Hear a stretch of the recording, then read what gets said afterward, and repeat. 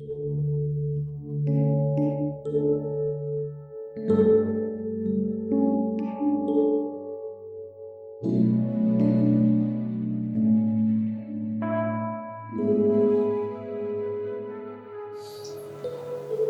pagi saudara-saudara yang dikasihi Tuhan. Kita jumpa lagi dalam renungan pagi GPD Bethesda Makassar. Baik, pagi ini saya akan membaca dari firman Tuhan yang terdapat dalam buku Roma pasal 8 ayat yang kedua. Di situ firman Tuhan berkata sebagai berikut. Roh yang memberi hidup telah memerdekakan kamu dalam Kristus dari hukum dosa dan hukum maut. Puji Tuhan, kita masih merayakan Natal di tahun ini dan kita menemukan nasihat firman Tuhan tentang kehidupan di dalam Kristus.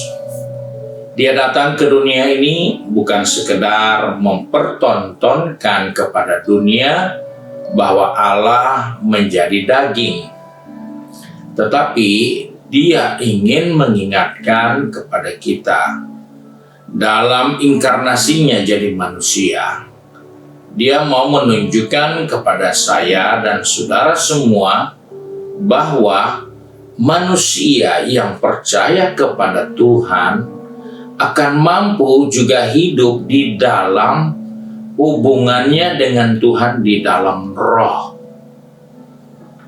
Selama Yesus belum datang ke dunia ini, maka manusia yang digunakan atau yang dipakai Tuhan untuk memimpin suatu bangsa, untuk menjadi nabi, untuk melakukan tugas-tugas khusus dalam hal ini, membangun dan membuat Baitul Muqaddis atau rumah Tuhan dengan keahlian-keahlian khusus.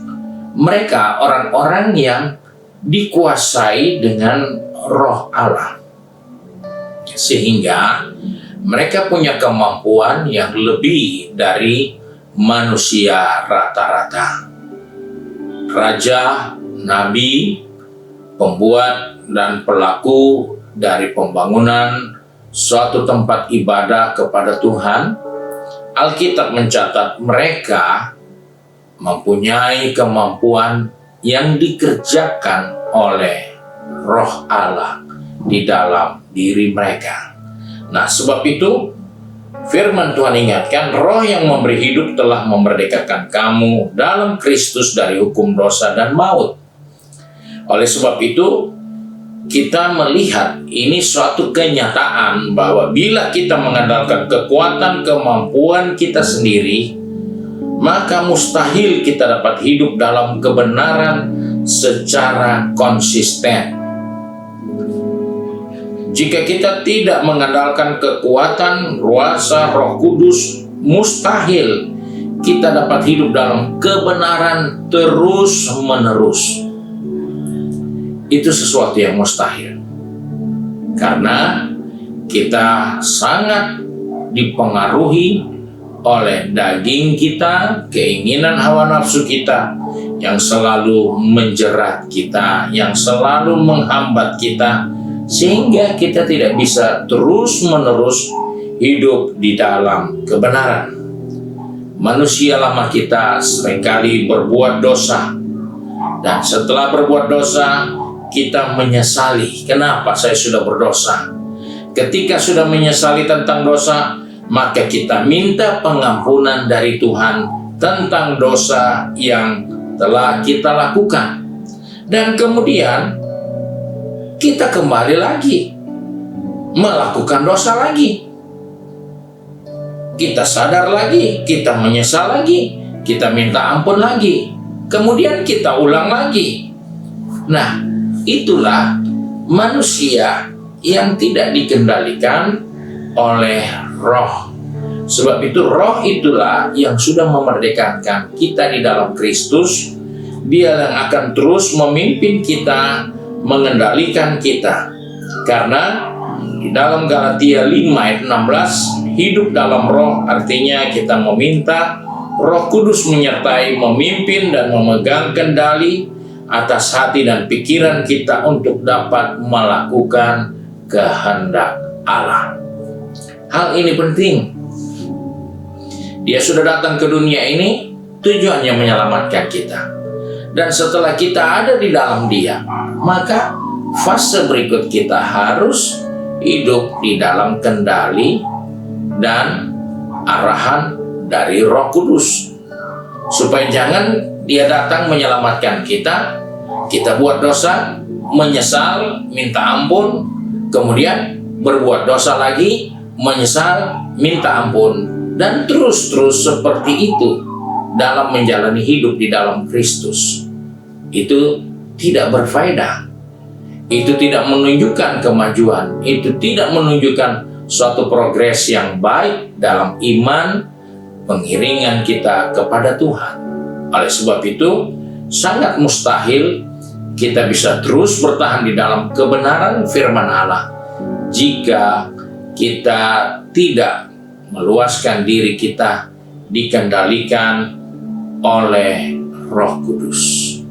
Oleh sebab itu kita diingatkan mau meninggalkan hari-hari yang kita sudah lewati dan masuk di hari-hari yang akan datang.